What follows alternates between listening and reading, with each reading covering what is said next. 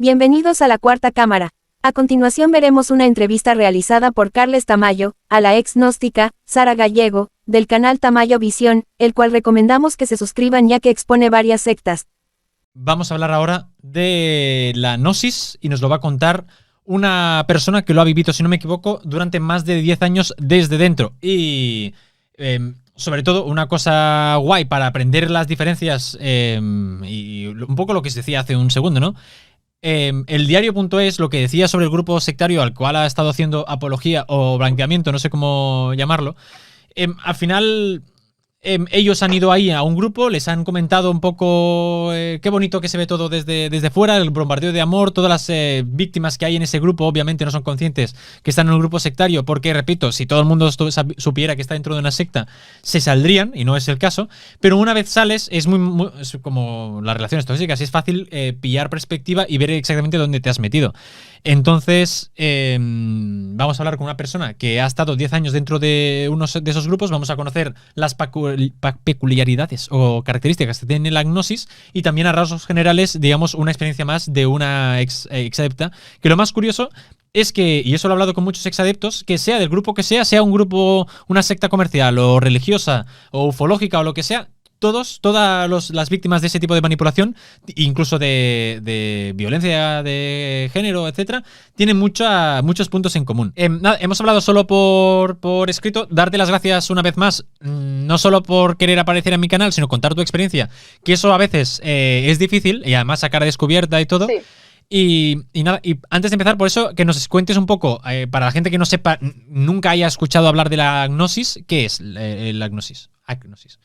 Bueno, Gnosis Gnosis, vale, me he equivocado. es, Gnosis, sin la A. sí, bueno, es una organización coercitiva que se vende como iglesia, está en más de 40 países en el mundo, tienen varias ramas, ¿sí? Yo estuve en una de ellas que es una de las más organizadas y que tiene más miembros, pero igual tiene muchas, no todas tienen el mismo nombre, pero tienen en común ese nombre de Gnosis, ¿cierto? Entonces, esta iglesia fue fundada por un señor que se hacía llamar Samuel Aumbeor en los años 50 en Colombia. Él en realidad se llamaba Víctor Manuel Gómez y fundó esta iglesia que tiene como un collage de varias creencias. Tiene masonería, tiene rosacruces, también tiene elementos cristianos, budismo, hinduismo, es como un montón de cosas esotéricas. Él lo que hizo fue plagiar varios autores esotéricos y de ciencia ficción y pues creó su propia secta, ¿sí? En los años 50 en Colombia y de ahí se expandió a otros países. Él después se fue a vivir a México, ahí también se expandió un montón. Y básicamente lo que la gnosis enseña es que todos tenemos un potencial para ser dioses, ¿cierto? Con eso venden como al público, como bueno, te vamos a enseñar a desarrollar tus poderes internos, eliminar tus defectos, a ser una mejor persona. Esa es como la clave pues de lo que supuestamente ellos enseñan. Hay grupos sectarios que el mensaje que para atraerte es eso de quieres ser tu propio jefe, y en ese caso es quieres ser tu propio dios. Es un paso más allá incluso. Sí, sí, es como tú eres una semilla de Dios y te vas a convertir en algo mucho más grande. Entonces, hay una primera etapa que se llama Primera Cámara, que son conferencias gratuitas donde le enseñan a las personas como cosas de autoconocimiento, de psicología, te dicen que te van a enseñar a eliminar tus defectos, a relacionarte mejor con tu familia, que tus conflictos se van a terminar. También tienen, una de las cosas principales que enseñan tiene que ver con el aspecto sexual, porque enseñan que a través de las relaciones sexuales, pero sin eyacular o sin llegar a un orgasmo, se pueden eliminar defectos, se pueden alcanzar poderes superiores, y esa es como la supuesta clave que ellos enseñan que nadie más en la humanidad sabe y que los hace diferentes. Ahí es donde empieza ese nosotros somos distintos, somos una élite que tenemos un conocimiento especial, somos los únicos con conciencia despierta, el resto del mundo está dormido. Entonces en la primera cámara te van envolviendo como con esa idea de eres especial porque te estamos entregando este conocimiento y en un principio es gratis. Ya luego para pasar a la segunda cámara, que es como un segundo nivel, hay un ritual para el que sí tienes que pagar unos implementos, pero en realidad la persona que hace ese ritual no sabe de qué se trata ni qué va a suceder en la segunda cámara. La persona entra a ciegas a la iglesia, sin saber tampoco que es una iglesia con rituales, o sea, porque en un principio son solo conferencias. Entonces, toda esa parte ritual es algo que la persona no sabe hasta que ya está metida jurándole lealtad a la iglesia. Sí, ¿Puedes contarnos cómo o sea, has estado tú más de 10 años dentro, ¿no? ¿Cómo entraste? sí. Bueno, yo entré porque en ese momento tenía entre 17, 18, estaba estudiando en la universidad y el novio que tenía en esa época me invitó a unas conferencias. Me dijo, ay, vamos a unas conferencias, son sobre autoconocimiento, psicología, meditación. Y yo le pregunté que si tenía algo que ver con religión y me dijo, no, para nada, esto no es una religión. Cuando empecé a ir, ya mucho después me di cuenta que obviamente sí lo era, pero fue mucho después. Así fue que me captaron en esta organización a través de conferencias que son gratuitas y que tienen temas que aparentemente son muy inofensivos, porque en un principio es como, bueno, autoconocimiento, el ser, despertar la conciencia, astrología, me dijeron que me iban a enseñar a sembrar huertos urbanos. O sea, son temas que a cualquier persona le parecerán como muy inocuos. ¿Y cuándo empezaste tú a ver que eso no era...? Claro, entiendo que hubo un momento por eso, a lo largo de los años, que cuando ya te metiste en todo el tema de los rituales, tú eso lo veías perfecto. Claro, en un principio cuando tú entras a ese segundo nivel, o sea, el ritual, te les cuento que uno no sabe a qué se va a enfrentar, o sea, de repente te piden un dinero faltando 3 semanas para el ritual y te dicen que es para unos implementos, pero no te dicen cuáles son. Entonces, cuando llega el día del ritual, esos implementos son una vestidura azul, como una túnica de monje, sandalias negras y un cordón tejido, un cordón blanco. Y es muy choqueante como que de repente estar en un salón, hay personas con espadas, candelabro, un crucifijo, el piso así ajedrezado, banderas, un gallo, una hoz que representa la muerte, todo eso en un lugar. Aparte te vendan los ojos. Y cuando te quitan la venda de un momento a otro, hay como 3 personas apuntándote con una espada y diciendo que ese será tu castigo si quebrantas pues como el juramento que vas a hacer. También te ponen a jurar con la mano sobre la Biblia gnóstica que debes ser fiel a esa doctrina. Entonces, todo ese ritual es algo para lo que la persona no está preparada. Y obviamente nadie se siente en capacidad de decir, ay, mejor me voy, mejor no me consagro, no hago este ritual, porque es la presión de grupo.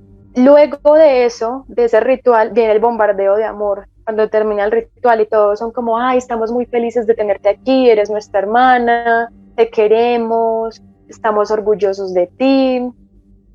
Entonces, después ya empiezan los rituales todos los días. Eso hace parte de la segunda cámara. Y en ese momento yo sí me sentía como, bueno, esto es algo emocionante. Nos decían que éramos como los cristianos primitivos en las catacumbas, que teníamos ese misterio y como que éramos una élite. Entonces, en un principio los rituales se sienten como algo emocionante. Ya después es que te das cuenta de que te están explotando, porque hay explotación laboral. O sea, nos ponían a trabajar, a hacer comidas para vender, a hacer aseo al lugar, a hacer muchas labores que no son remuneradas. Se vuelve un trabajo de tiempo completo, servirle a la iglesia. Y eso ya tú te das cuenta cuando ya estás metido de lleno en la institución. Tú, o sea, a lo largo de estos 10 años, ¿cuándo empezaste a esto que tú veías como normal, que estabas con la verdad, que estos rituales, digamos, entiendo que a ti en aquel momento te parecían algo que era lo que debías hacer y estabas decidiéndolo de manera libre? ¿En qué momento empezaste a ver que eso igual no era tan libre, que igual estabas siendo víctima de un grupo sectario? Yo apenas entendí que era una secta 2 años después de haberme salido. Es decir, en todo el tiempo en que uno está dentro de una secta, cree que está haciendo lo correcto, porque ya está manipulado y coercionado de tal forma que tiene que seguir a los líderes. Los líderes en la gnosis son los maestros, que dicen que ya eliminaron todos los defectos y que ellos están autorrealizados. Entonces, cuando tú quieres tener un pensamiento crítico, te dicen, no, pero es que tú tienes ego todavía y tienes defectos, entonces tú no ves la realidad tal como es, en cambio los maestros sí, porque ellos ya eliminaron los defectos. Entonces, todo lo que digan ellos se toma como verdad y como una ley. Y por más que yo a veces tuviera dudas y dijera, esto está muy loco, porque es que, bueno, en la gnosis hay teorías. Por ejemplo, se habla del fin del mundo todo el tiempo, que ya estamos a punto de que el mundo se acabe y que solo a los gnósticos los va a salvar una nave espacial de extraterrestres, que los van a llevar a una isla en el Pacífico que está en otra dimensión. El maestro Samael decía que él viajaba al Sol y que en el Sol había una humanidad, que él viajaba a todos los planetas y hablaba como con los humanos de cada planeta, los que viajaba. Hay un montón de cosas que ahora yo las escucho y digo, son ideas muy ridículas, pero en ese momento tenía que creerlas porque era lo que el maestro decía. Y me tocaba dejar de cuestionar muchas cosas porque las personas que cuestionaban se las veía como rebeldes, como malas, como que estaban yéndose en contra de los maestros. Entonces es muy difícil para una persona cuando está dentro darse cuenta que eso es una secta. Pero sí caí en depresión y tengo ataques de pánico, ataques de ansiedad por todo el miedo que me metieron, porque todo lo que yo hacía estaba mal para la secta. Cualquier cosa que yo cuestionara estaba mal y eso hace que las personas caigan en estados depresivos. Por ejemplo, hay control sobre el cuerpo, ¿en qué? En la forma de vestir, no se pueden faldas cortas, no se puede pantalón, ni escotes, está prohibido pintarse las uñas, comer ciertos alimentos como cerdo, jamón, otras carnes frías, gaseosas. O sea, el control sobre las personas es total. No pueden ver televisión, no pueden ver películas. ¿Qué más? No se puede salir a centros comerciales, por ejemplo, celebrar fiestas, tomar alcohol. Son muchas prohibiciones. Entonces, todo ese control hace que las personas terminen explotando, terminen deprimiéndose, porque no solamente es ese control, sino también el miedo con la parte sexual, que te dicen, si pierdes tu energía, o sea, si eyaculas, te vas a ir al infierno, es el peor pecado posible. Las mujeres no pueden planificar, por ejemplo, tienen que tener los hijos que Dios les mande, y aparte hay otra ley, pues otra doctrina dentro de la gnosis, y es que los esposos deben tener relaciones sexuales cada 24 horas, todas las noches, quiera o no quiera la mujer. Entonces hay muchos casos de violaciones, porque igual las mujeres lo ven como, ay, pues me toca, tengo que hacerlo, así no quieran, y así les duela, así sufran, no importa, tiene que hacerlo porque esta es la ley. Y si no lo hacíamos, nos decían que por nuestra culpa nuestro esposo no iba a poder hacer su obra espiritual y nos íbamos a condenar nosotras en el infierno. O sea que por todos lados se perdía. Y cuando alguien que estaba fuera del grupo, por lo que sea, o notabas un comentario de cuidado con eso, cuidado que parece una secta, cuidado que os está manipulando y tal, ¿tú qué le respondías? Que no era una secta, por supuesto. Como todas las personas que están en una secta nunca lo van a aceptar.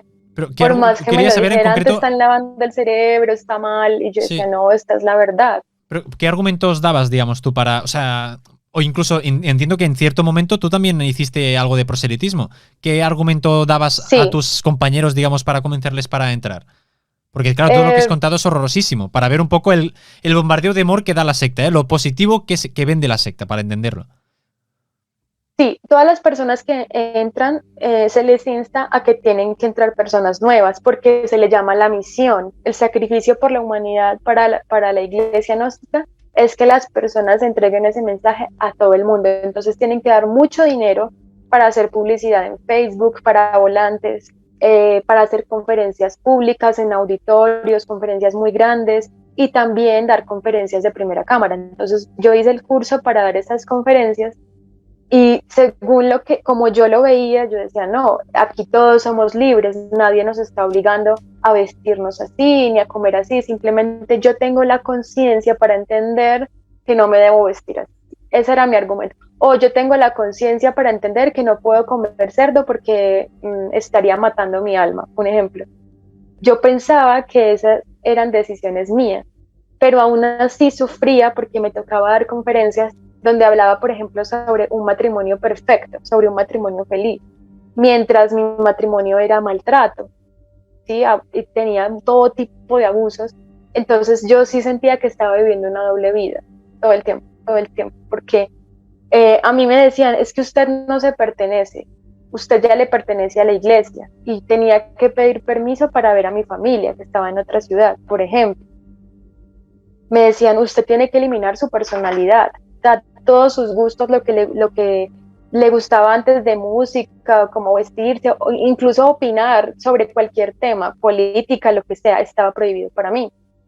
Entonces sí sentía como ese dolor también, sí sentía un dolor y me decían, ese dolor que tú sientes son las pruebas que te pone la vida, son las pruebas para eliminar tus Las defectos, o sea, tentaciones. todo se justificaba. El abuso, por ejemplo, el maltrato intrafamiliar, ay, es que esas son las pruebas, o ese es el karma que te toca vivir. Tienes que aguantar y no te puedes divorciar, el divorcio está prohibido. Y si te divorcias, perdiste tu existencia, o sea, se ve como un gran pecado divorciarse. Entonces decían, tiene que aguantarse lo que sea, porque esa es una prueba. Tú nos comentabas que, o sea, estuviste 10 años con el grupo Sí. y tardaste 2 todavía en darte cuenta que eso había sido una secta. Bueno, yo me salí porque llegué a un punto de depresión tremendo, donde ya no me podía ni parar de la cama. Ellos me estaban presionando mucho, porque no había vuelto como en 2 semanas. Ya era muy grave que yo no volviera porque tenía varios cargos dentro de la institución. Así como hay pastores en las iglesias evangélicas, allá hay sacerdotes e ISIS. Yo era una ISIS. Entonces, claro, caí en una depresión muy fuerte por tanta presión que estaban ejerciendo sobre mí, y ahí me di cuenta que yo me tenía que divorciar porque era un matrimonio que estaba siendo abusivo.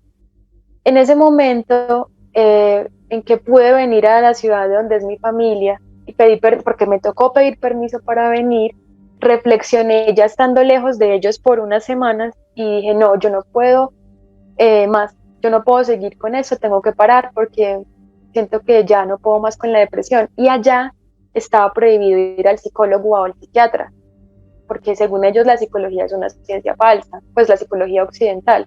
Solo se podía la psicología de ellos, que obviamente no es una psicología pues Real. como académica ni nada. Entonces, como yo no quería enfrentarme a un divorcio, porque un divorcio en la gnosis es bastante humillante, porque todos los detalles personales salen a la luz pública del grupo. Esa fue como mi palanca para decidir, yo no quiero volver más, porque no quiero que esto sea algo de frente a toda la comunidad juzgando por qué me divorcié, y sobre todo a la mujer la juzgan más fuerte. Y ahí justamente empezó la pandemia, entonces fue como la excusa perfecta para no regresar. Pero yo todavía no entendía bien que era una secta, simplemente yo pensaba, estoy muy mal, no puedo más con esto. Ya después, como ya alejándome y viendo las cosas desde afuera, me di cuenta que sí, efectivamente es una secta, cumple con todo el bingo, todos los elementos del bingo para hacer una secta. Alejan a la persona de su familia, hay un líder supremo que tiene la razón siempre, eliminan tu personalidad, no puedes criticar nada. Tu familia entiendo que no formaba parte del grupo, ¿no? No, ellos nunca estuvieron de acuerdo. Nunca estuvieron de acuerdo. No. Bueno, para ir un poco a lo positivo, ahora cuando tú saliste y les comentaste que querías salir y tal, ¿cómo lo hicieron ellos o cómo lo abordaron? Es un tema difícil porque pues mi papá la verdad me dijo que yo había sido muy tonta, y eso me dolió mucho y siento que no es la manera en que se debe tratar a una víctima de una secta, porque ninguna persona entra a una secta queriendo dañarse la vida o sabiendo que es una organización coercitiva. Una persona entra porque le prometen algo bueno y porque la manipulan. En todo caso, o sea, son víctimas y no tienen la culpa de haber caído en algo así.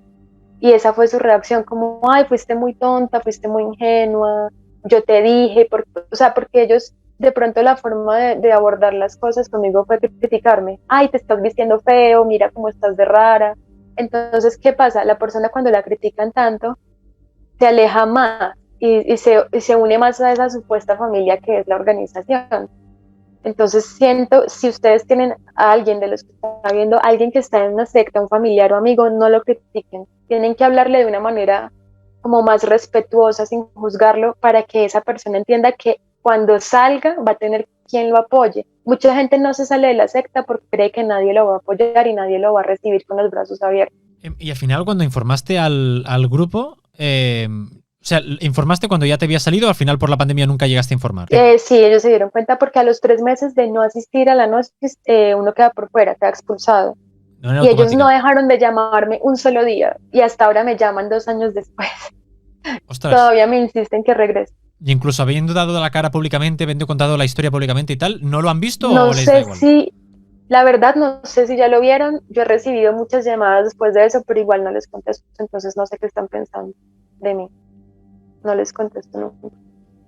Es difícil y pues eso es como el mensaje que les quiero dar, que las personas que están en una secta no es porque sean tontas, que por favor no juzguen a estas personas y sean empáticos porque a cualquiera le puede pasar en un momento de vulnerabilidad. Entonces hay que apoyarlas y hay que seguir difundiendo esta problemática para que las personas que tienen dudas se puedan salir y sepan que allá afuera hay gente que los está esperando y que los aprecia. Bueno, y matizar que Bueno, aquí en España hay muchos grupos también de gnosis, sí, que funcionan sí, básicamente igual. O allá, sea, que allá no... hubo un escándalo muy grande con Patricia Aguilar. Busquen el caso de Patricia Aguilar, que también fue un caso de un gnóstico que se la llevó para Perú, era una muchacha española, Sí, la el llevó caso con ese, engaños. creo que era un gnóstico que había sido echado por los mismos gnósticos, algo así, Sí, era una locura. sí, era, sí, se hacía llamar Príncipe Gurdjieff. Entonces, bueno, ya ven que en España también hay muchos grupos gnósticos, tienen que estar también alerta.